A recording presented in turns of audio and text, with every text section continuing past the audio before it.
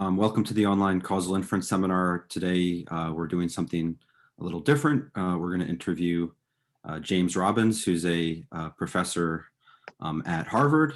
We're also very lucky to have Andrea Ronitsky with us today to help with the interview.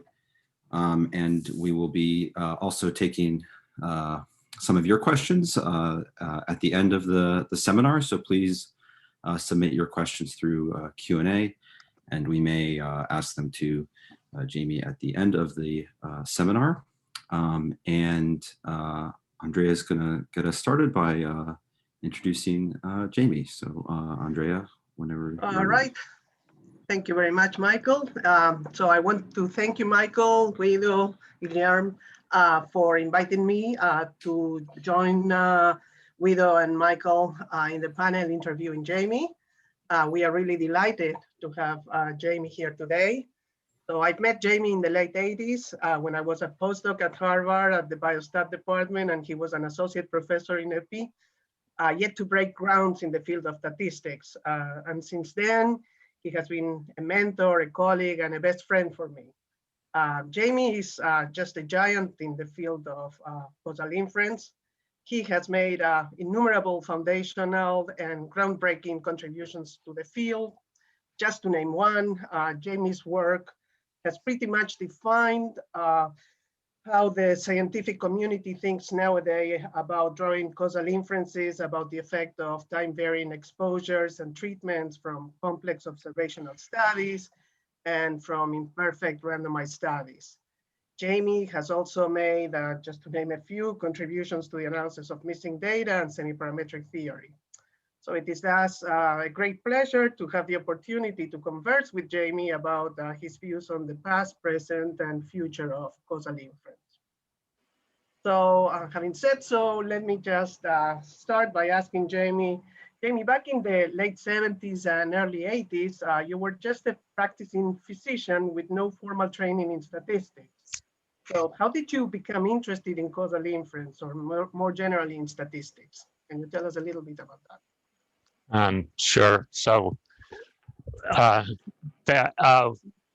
friend of mine, Mark Collin, and I, who I'd gone also to college with, we were residents in medicine at Yale, and we were leftists and were working with trade unions on the question of occupational health and were their workers getting exposed to dangerous chemicals. And at that time, there were very few physicians sort of on the side of workers. There were company physicians who basically blamed everything on people's cigarette smoking and not exposures at work. So we started a clinic at Yale where we would see people from factories in Connecticut. And often these led to workman's compensation cases where people couldn't work and wanted compensation for being injured at work.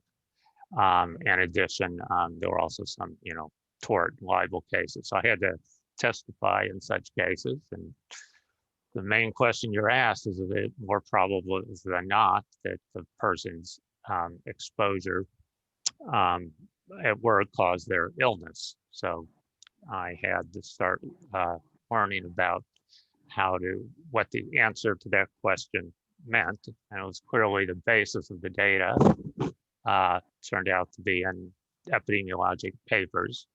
Those papers themselves were filled with, p-values and regressions and Cox models and this and that. And so to understand them, I had to start learning both statistics and how that related to drawing and epidemiology and how that related to drawing causal inferences, so I could, testify in these cases as a advocate for the workers if I thought they had been harmed by their exposure.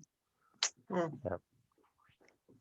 Interesting. Can you tell us a bit about which, specifically which authors or books or papers were impactful in your early self-training in statistics? Yeah, so I started taking courses at the Yale School of Public Health both statistics and epidemiology. And I had been a math major as an undergraduate at Harvard, and I was good at math. I had been taking graduate courses and so forth, and and all of a sudden I started taking these statistics courses, and I was getting the worst grades in the class, and the assignments would be like, here's some data, here's a regression model, and you're supposed to find out which were the important variables, and you were supposed to do, I can't remember, forward selection to keep variables in with p equal one thing, and backward elimination with p equal other things. And I had no idea at all what they meant, what the criteria were, what they were talking about. And this is literally what they were teaching people. And I had thought I had, maybe I'd had a stroke or something and couldn't think anymore. I didn't know, because I couldn't figure it out.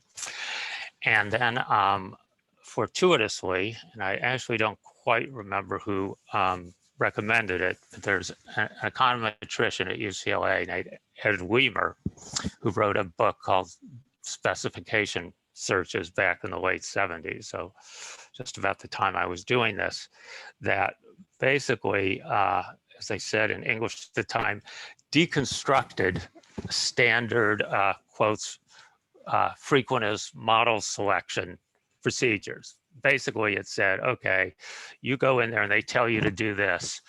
When would they tell you to do this? And then it would show you, reverse engineer the priors as a Bayesian you must have in order for the procedure you were doing for no good reason, if your professor told you to be the, an optimal or a good procedure.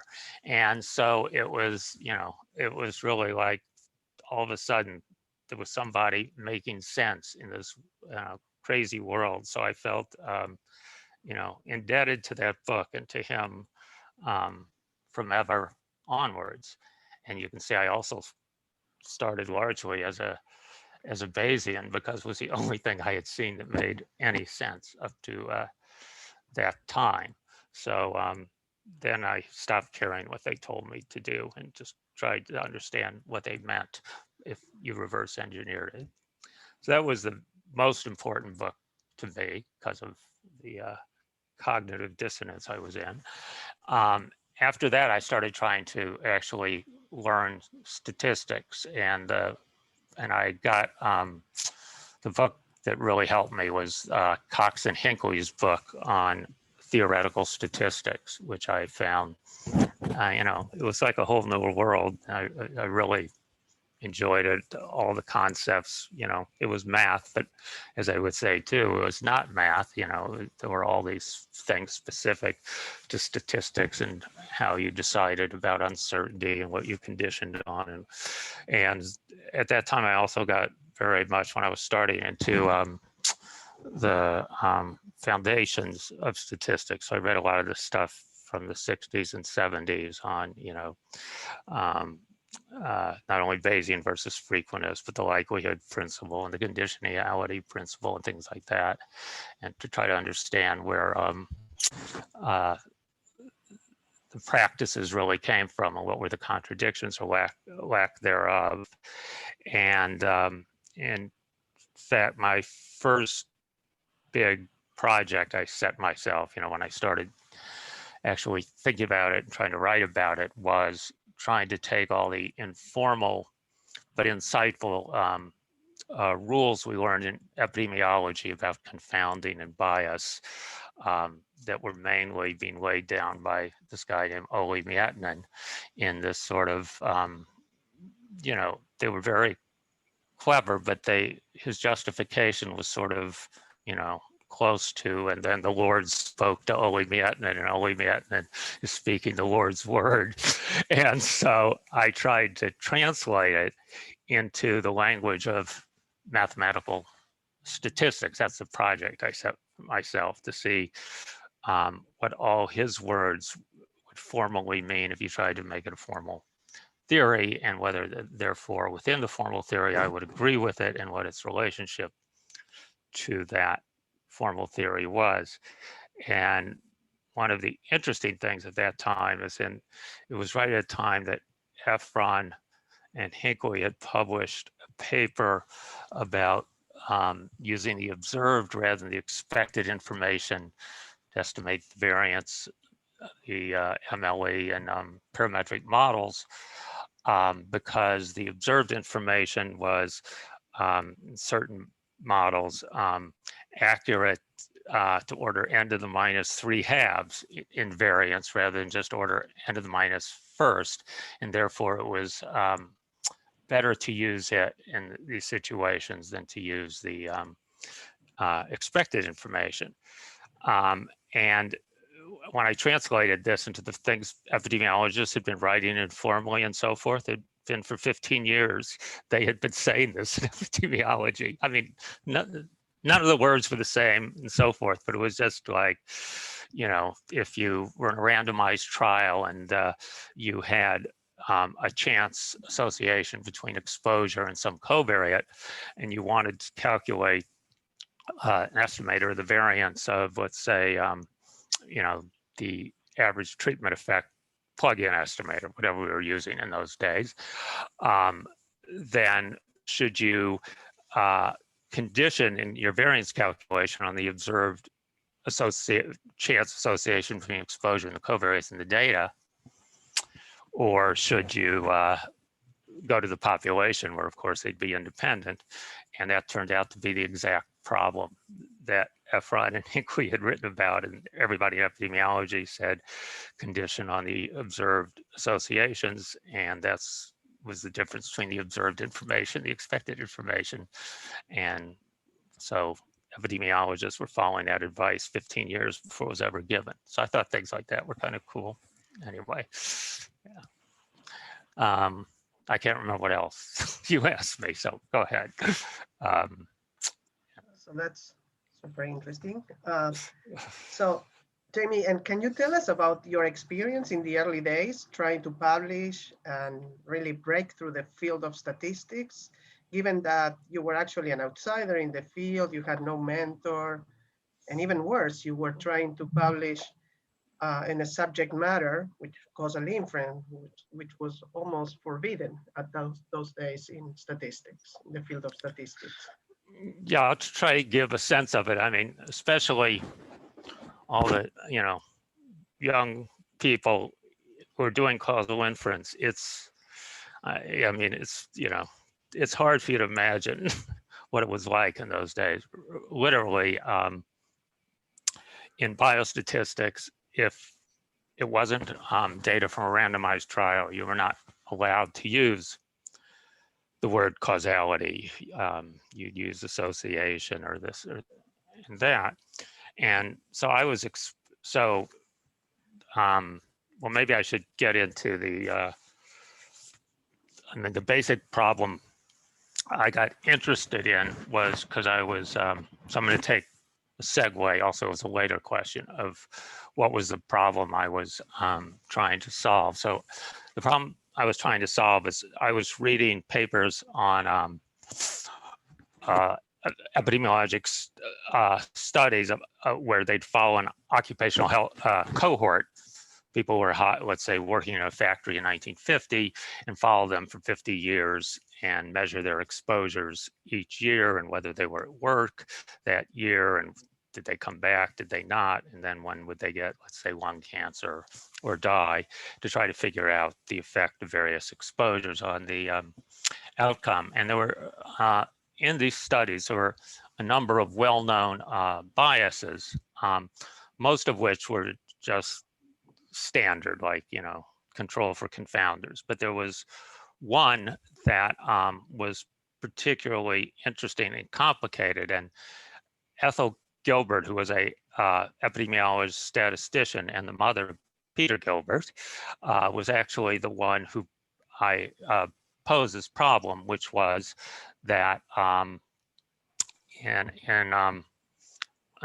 occupational health studies, that sick people would leave work, and therefore, if you were looking for the association or the causal effect of a cumulative exposure on the outcome, the people who were sick and therefore maybe on the causal pathway from the exposure to death would leave work, therefore not getting any more exposure. And so if so you would often get an inverse association between someone's cumulative exposure up to a given time and their hazard of death at that time, because they'd been sick for a while, therefore not been working, therefore not been exposed. So it was clear you had to adjust in some way for whether they had left work or not. But on the other hand, if you did adjust for leaving work, that is, if you put in like a Cox model regression, not only their cumulative exposure up to the time at risk, but also whether they were on work or not, that also could give a biased result in the same direction, because leaving work could be on the causal pathway from exposure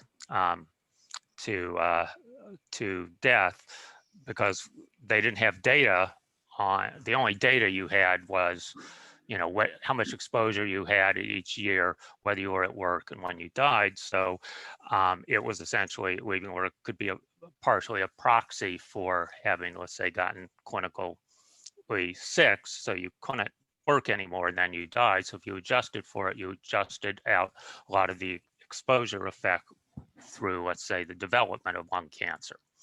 So she pointed out you were damned if you adjusted for being at work and damned if you weren't. And she posed this as a very difficult problem.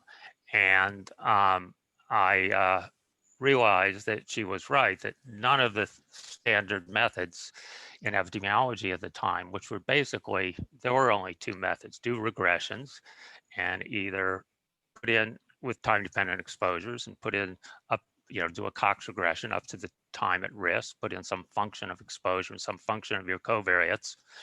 And if you do that, you couldn't get it right, because you know, for the reasons I just said, you couldn't adjust or not adjust. And that was the question that got me interested, and that I started working on. And I was doing that simultaneously when I was doing this other stuff I just told you about trying to translate ordinary epidemiologic ideas into formal statistics. So I started trying to get these things published in both epidemiology and in statistics. Now, in statistics, I had no success at all. Starting first with the stuff I was doing about, you know, the observed versus expected information and proximate ancillaries and epidemiology and stuff. I actually submitted a paper to to Biometrica, where David Cox was the editor, as he had been for a long time and was to be for a long time at that point. And it was rejected. And so for some meeting or something, I was in England the next summer, being young and brash. I made an appointment to talk to him because I knew the paper was right and had a lot of ideas that, you know, weren't known. And I went to talk to him, and he met with me in his, you know, amazingly small, crowded office, given he was so famous. And we were talking for a while, and he fell asleep after a while, but he woke up again. You know, he was sort of half hearing, and finally he said, well, you know, it sounds like, you know, it's very interesting and so forth, but it would, you know, given what you said, it would take me 3 months of my time to read the paper and try to understand it. I don't have that time, and I'm just going to have to go by the referees. You know, I'm sorry. That was that. And then many years later, so this is the fun part of it, many years later, he gave what's called the Carter Lecture, which is our big yearly epidemiology lecture at Harvard, let's say 4 or 5 years ago. And I was interviewing him. It was even then, because he was elderly and somewhat frail. He was on a big screen. We were talking to him in England, and I was saying, what's the thing you've ever done you were most proud of, in statistics? And he told us about some work he had done on hydrodynamic modeling, not the Cox model, but hydrodynamics. And I said, well, what's the thing you regret most? And he said, well, the thing I regret most is not listening to you and telling you to leave my office, and there was nothing I could do for you back then. So I mean, he was, that wasn't really what he felt, but it was very cute and nice. So anyway, I couldn't get published in the mainstream statistics literature, and I was keeping actually a records of all the rejection letters I had, but I've misplaced them somewhere. But the reviews would just be often things like, I remember one, who do you think you are, David? This wasn't from David Cox, some from other anonymous room. Who do you think you are? David Cox said you can't do causality. That was one rejection. And another rejection is I had this test of the null effect in this setting of sort of observational studies viewed as sequential randomized trials, the way I was looking at it. And they said, oh, well, I was saying every time people had similar paths and then one got one exposure and the other got the other exposure, you could just essentially do an intent to treat, test from them from at that point, because under the null, they should have similar survival. So I was doing all these, I had this branching tree with all these nested, essentially 2x2 table tests. And they said, well, this may be well and good, but we can never publish this. This is computationally infeasible. That was, maybe I had to do 10,000 2x2 table tests. If you compare with the computations we do today, it was kind of strange. Anyway, people were always coming up with an excuse not to publish. That was in statistics. In epidemiology, it was quite the opposite, and it just shows you everything depends on people. So the person who was the leading methodologist of epidemiology at the time was Sandra Greenland, who, as soon as he looked at my stuff and we met at a conference and talked, he was completely accepting, completely championed me sort of in epidemiology, and made my life, given how weird I was at the time, as good as could be expected. In fact, the more epi version of this long paper I was writing on, the relationship between epi and formal statistical methods was accepted in the American Journal of Epidemiology in 1983, but all I had to do was cut it from 40 pages to 20, and I never published it because at that time I had no idea how to cut things. It was like I couldn't let anything go. So I ended up publishing it 4 years later in an engineering journal, which is also where I published my, 1986 long paper on this healthy worker survivor effect that got into a whole theory of, causality with, time-dependent treatments and direct effects and indirect effects and the whole thing. That was also published in an engineering journal because I just couldn't get anything published in the epidemiological literature, in the statistical literature. I finally wrote an article with Butch Siotis, who I was with, who was also very good to me, that got into biometrica that wasn't on the thing I was really interested in. There was no time-dependent confounding because, that at the time that might have been too risky. But after that was accepted, I was able to get. So this is 10 years after I had the first. People want to publish every 6 months. It's now 10 years since I had the idea, and basically 8 years since I had first finished a draft of the paper, the causality paper that I got to write another little bit of it by myself in Biometrica. And it was still, having trouble until the real breakthrough was Andrea and I started working on missing data because I had already realized back in the mid 80s that, you know, not only as Don Rubin said is causality missing data, but also conversely missing data is just causality in the sense that like there was the hottest topic in the 80s in biostatistics was censoring. And it was almost all about independent censoring, but not by what's considered a randomized trial. They didn't even think about censoring post-randomization by time-dependent covariates, attrition, which we I think they call it in economics. And but from my point of view, censoring was just a time-dependent treatment where you had some observed data and you wanted the intervention, you know, what would be your outcome if, contrary to fact, you were never censored. You were seen all the time. So it was just another time-dependent treatment. And so, you know, the other methods, the G formula, inverse probability weighting, and so forth, would solve the censoring problem. And so, so finally, Andrea and I started working on sort of general theory of missing at random or coursing at random problems. How to do. Jamie, Yeah. sorry. Go ahead.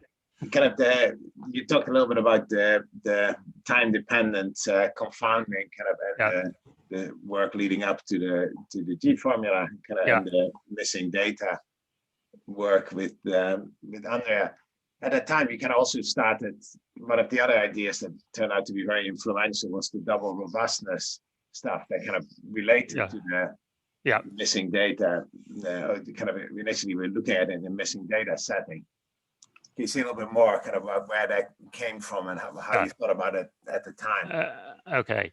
So I guess that was a good time to ask that question because it's right here. Well, so I had the G formula. What Andrea and I were doing was inverse probability weighting for the same functionals. Okay, so we had, and then we were combining, and then we were finding the influence functions for those. We'd start with inverse probability weighting, and then we'd project, take the residual. We had to be orthogonal to the nuisance tangent space, which was the scores for the censoring or treatment process to get the influence function. And so we, in this 1992 paper, we figured out all that for coursing at random, and that was published in the statistics literature in a different form in the 1994 paper on regressors, on missing regressors. But both the 92 and 94 had the same abstract theory at the end. And in those formulas was those influence functions, the non-parametric version of them.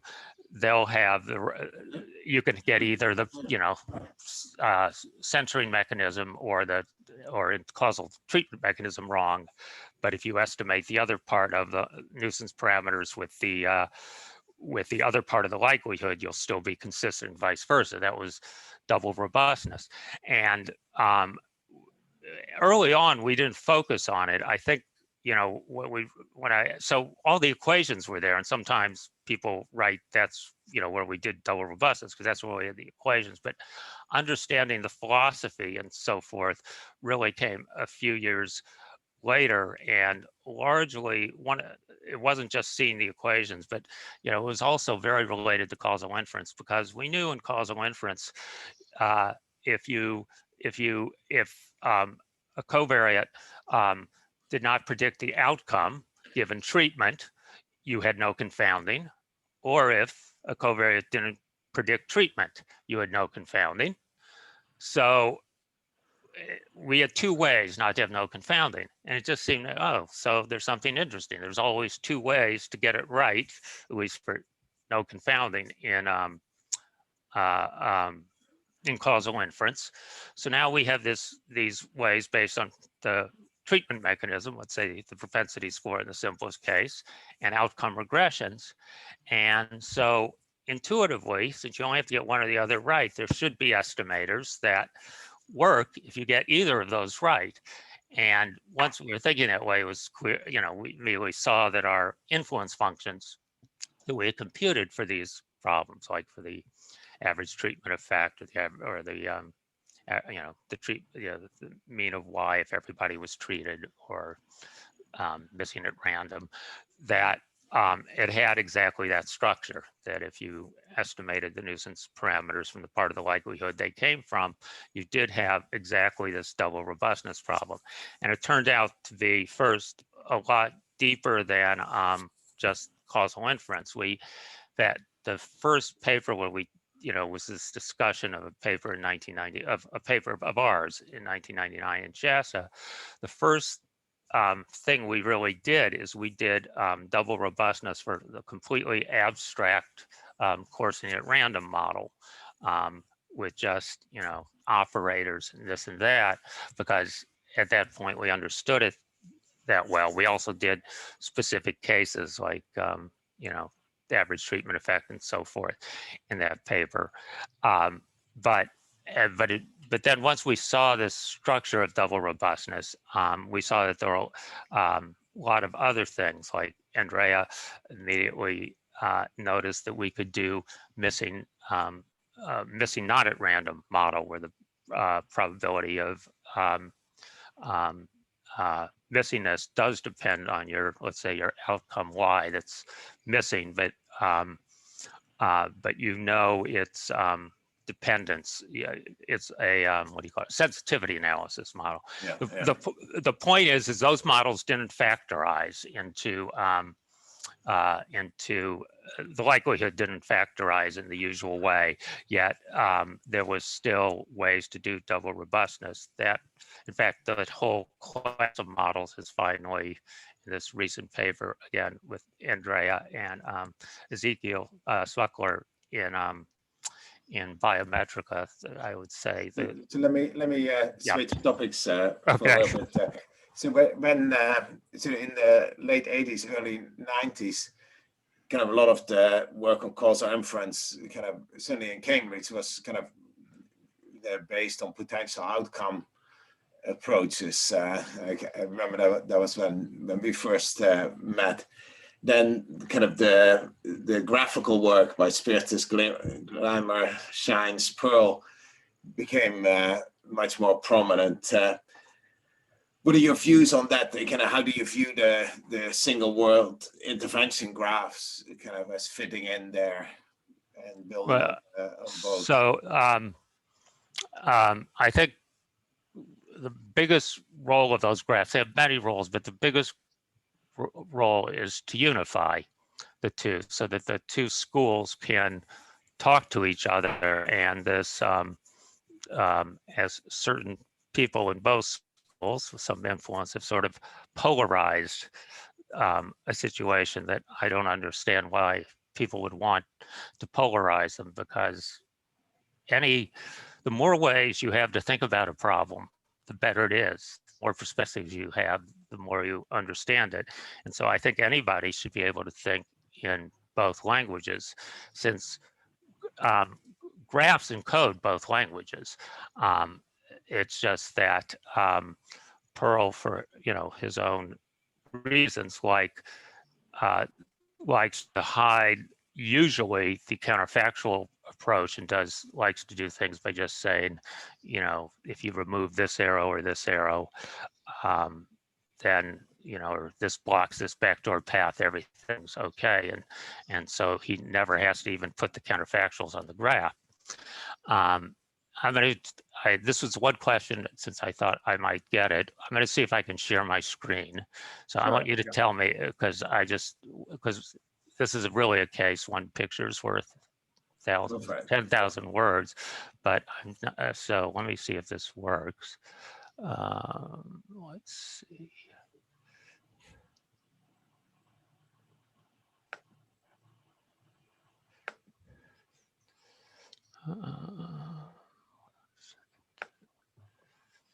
Does anyone, do you see my screen to begin with?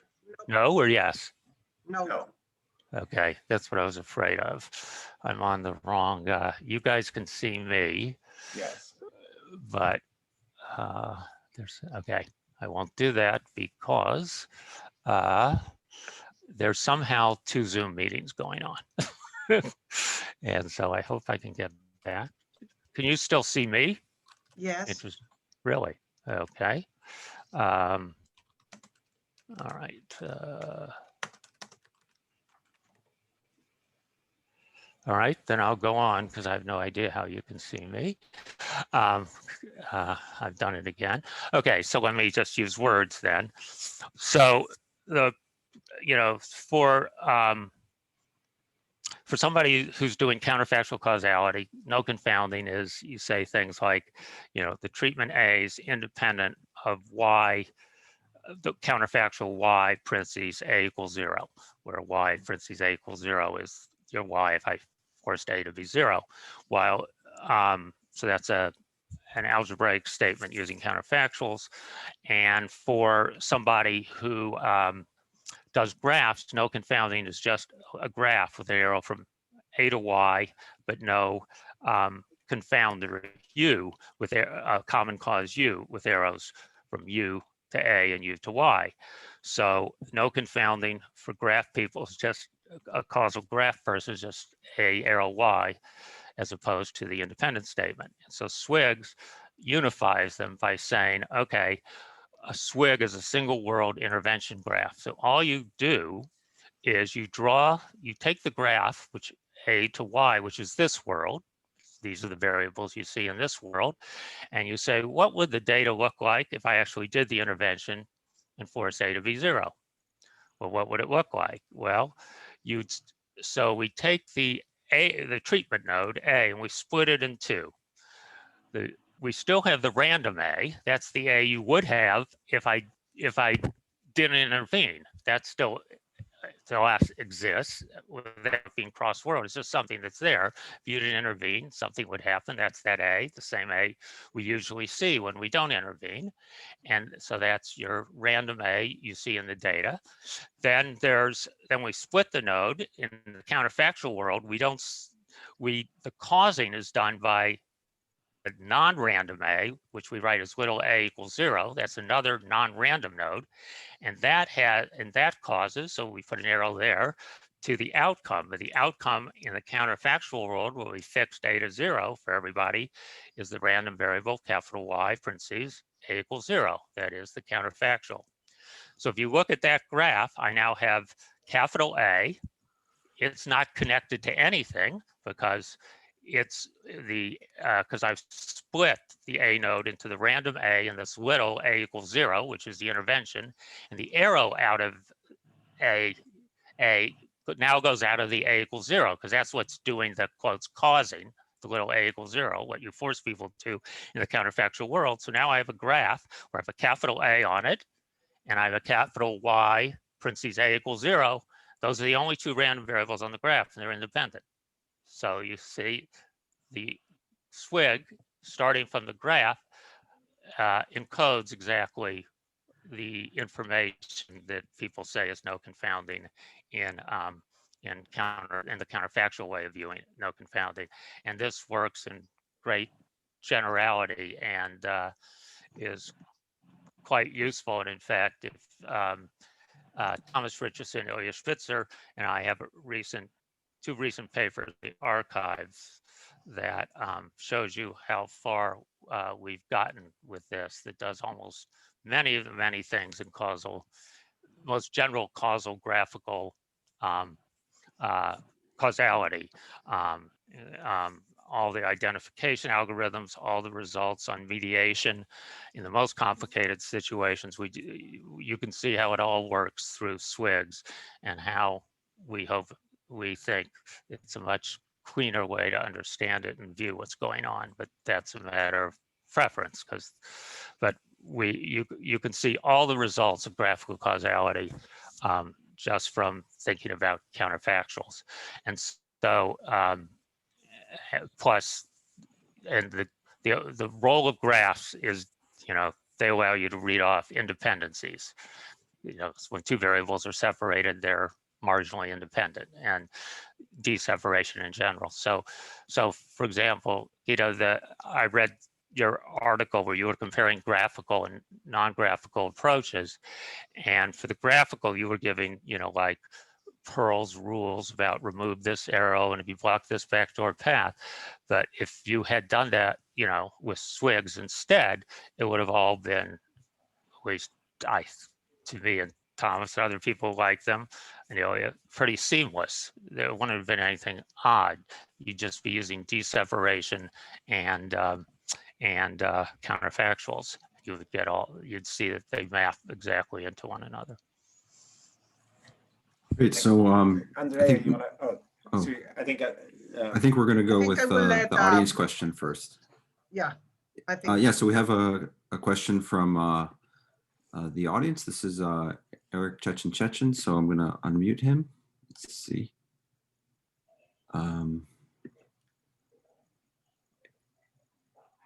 Eric, you should be able to talk now. Hi, Jamie. Hey, Eric. I wonder if you could comment briefly for the younger generation, what your thoughts are about what might be the most important open problems in causality and missing data that you wish if you had another 50 years of working causality, you'll see through. Eric, are you suggesting I don't have another 50 years?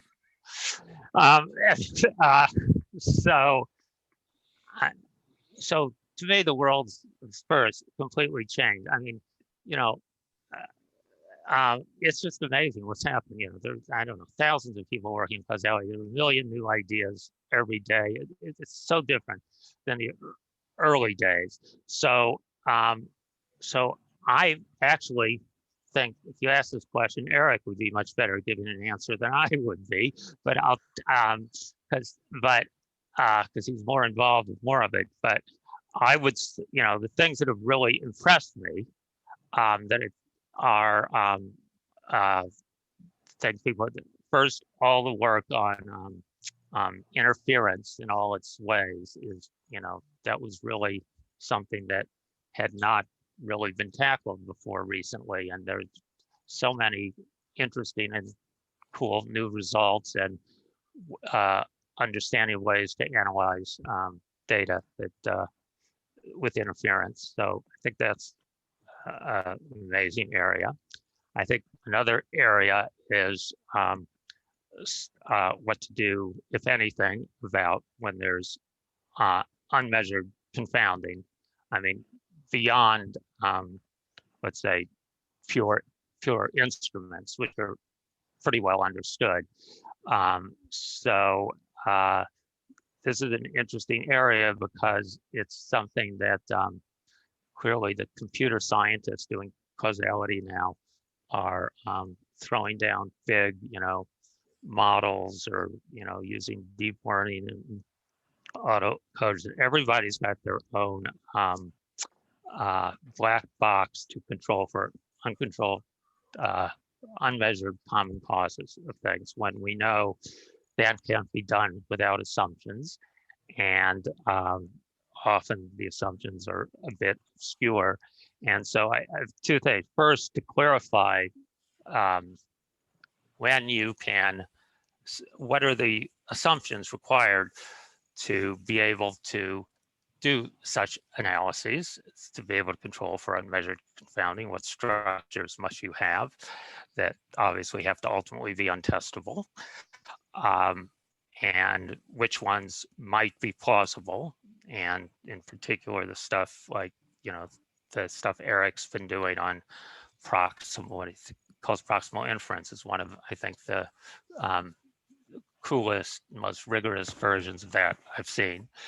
But the big question, given that everybody's got their own idea, brings up another, is one, will it ever be useful? I mean, things are very different now. We have so many people doing so many different things, and this is academic, so you get much more credit for producing a method than comparing it with others and showing it works and show it has an effect in the real world, and this is what the real world should be doing, that is, at least, I don't know about in economics, but at least outside of economics, that's not as help you for job promotion as much and getting well known.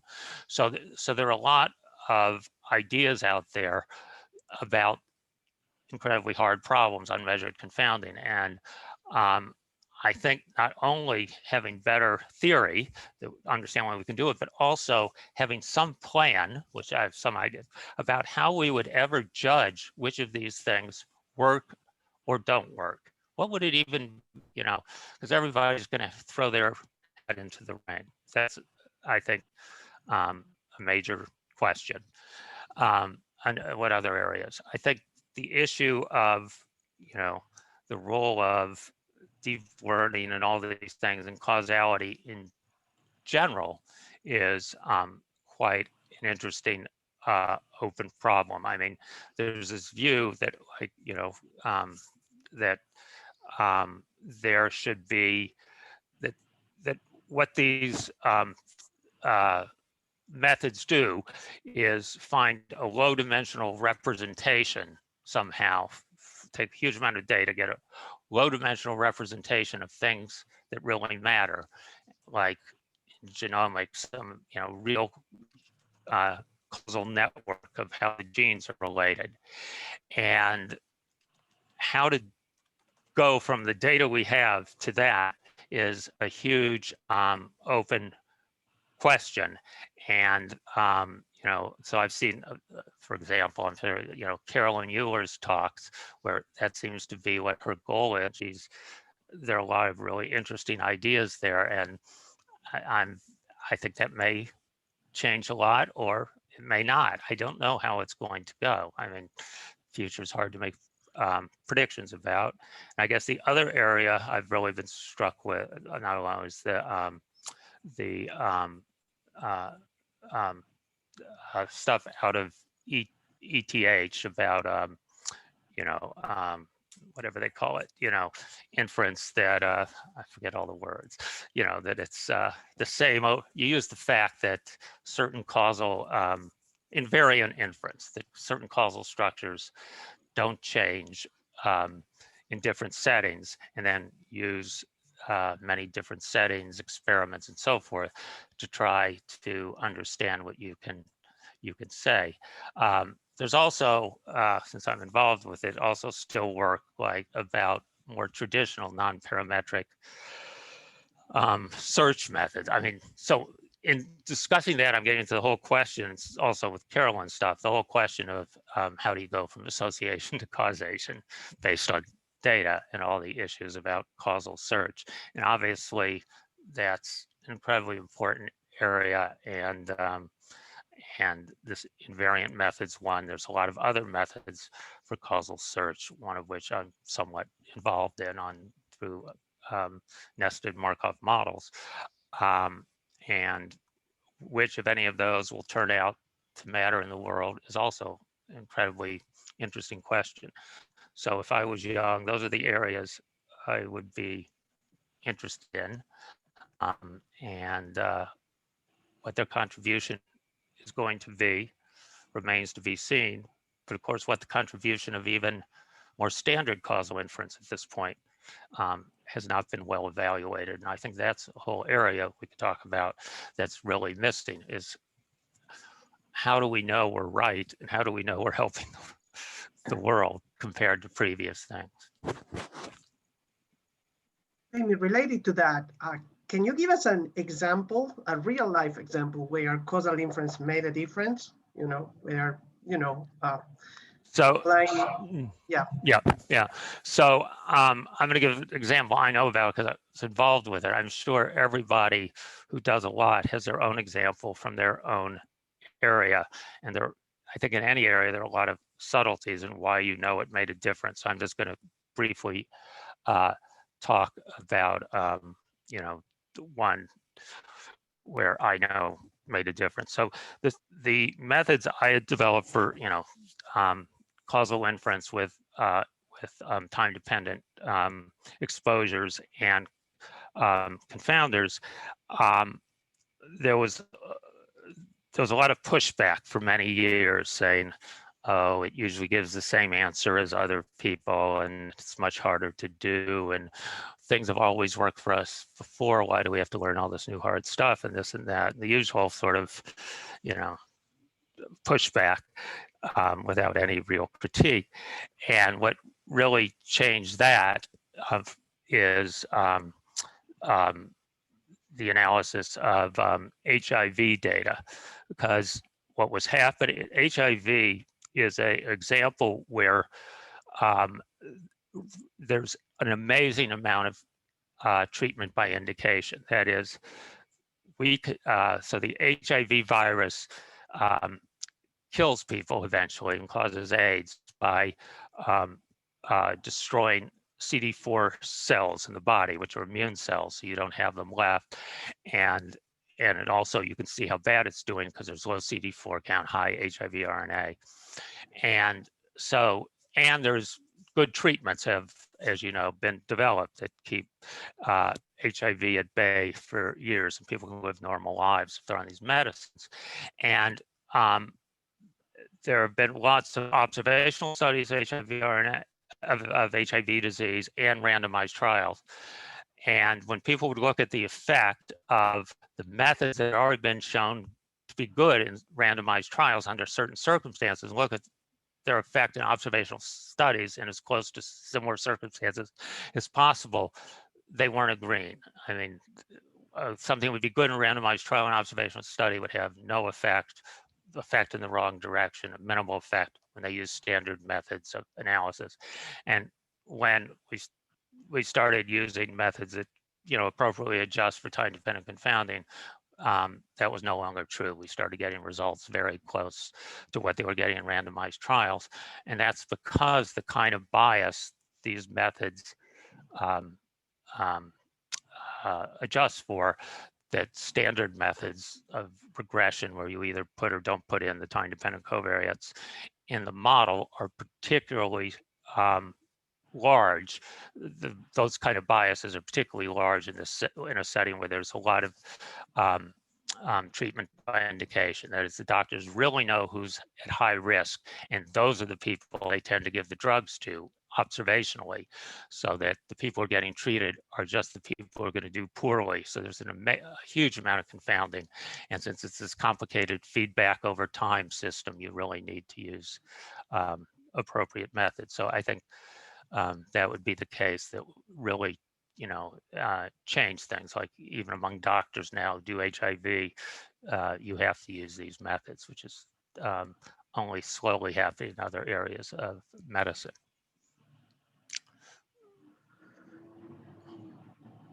Guido, do you want to make I don't know, Michael?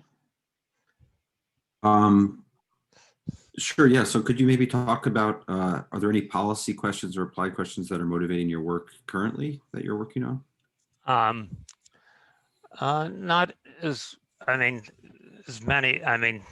What have I, so I'm working in the background, in a sense. I'm of trying to see how these methods how much they can really change medicine.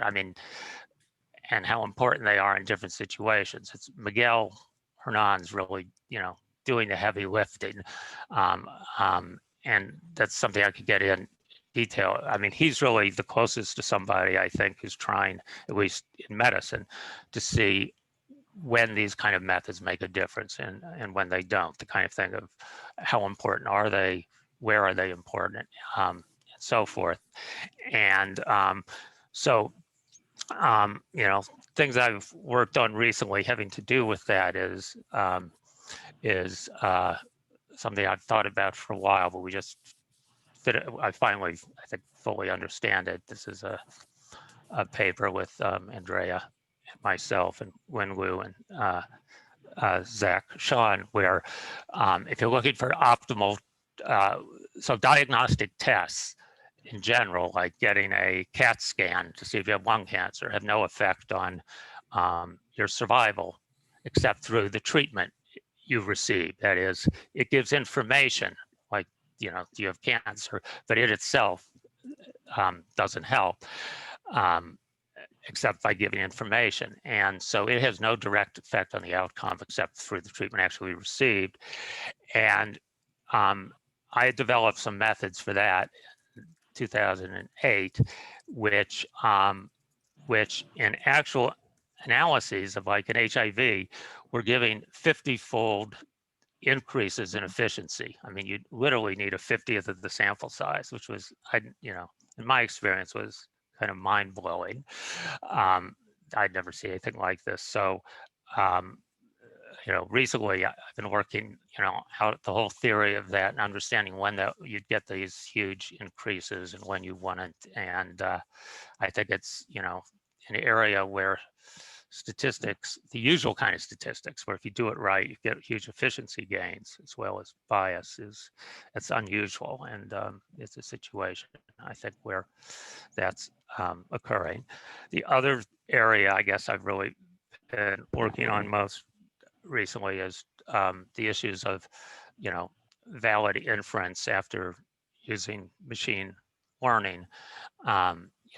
Right now people are doing like this, whatever, double machine learning, where you split the sample and estimate the propensity score and outcome regression from half the sample and plug them into the other half and into the influence function and so forth. But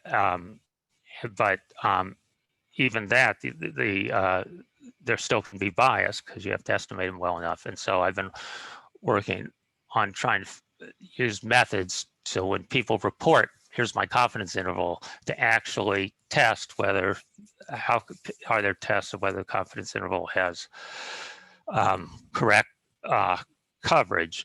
And it's sort of on the way and to do that, you use higher order influence functions. And it's on, the way I see it, is on a path to trying to figure out how much use that higher order influence functions or how useful are higher order influence functions in practice to make people much more honest about the inferences they can make, to trying to make them more that assumptions aren't enough. You need to try as much as possible to see if your assumptions hold, so that, like in confidence intervals, the bias is much less than the standard error, so they really cover. So I've been, I'm still interested a lot in what's the role of higher order influence functions. If you listened to Mark a few weeks ago, maybe he's, I can't understand him a lot, but, he at least says he has a way for that to work, at least under some assumptions about some classes.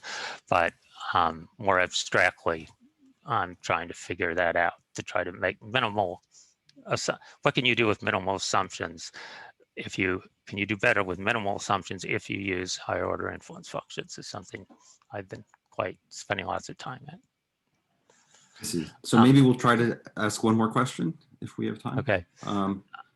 Also, I wanted to read one. So one of the questions that was asked there we get to is, what was I actually trying to do in my 1986 and 1987 paper?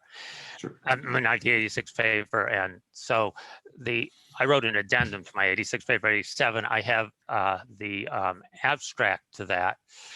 I kind of wanted to read because I was asked that, because I think it's a very good summary of what I thought in 1987 and still I think is useful today. So that'll take like 2 minutes at some point. Whenever. Okay, you can go ahead. You want me to do it now? Yeah, because I think we're almost out of time here. Okay. So so the abstract was, it may sound good, viewed abstractly, the data from a longitudinal study consists of a string of numbers. These numbers represent for each study subject a series of empirical measurements, for example, measurement at monthly intervals of exposure, smoking, employment status, and vital status. I was doing occupational health. In the analysis stage, calculations are performed on these numbers. Based on these calculations, causal inferences are drawn.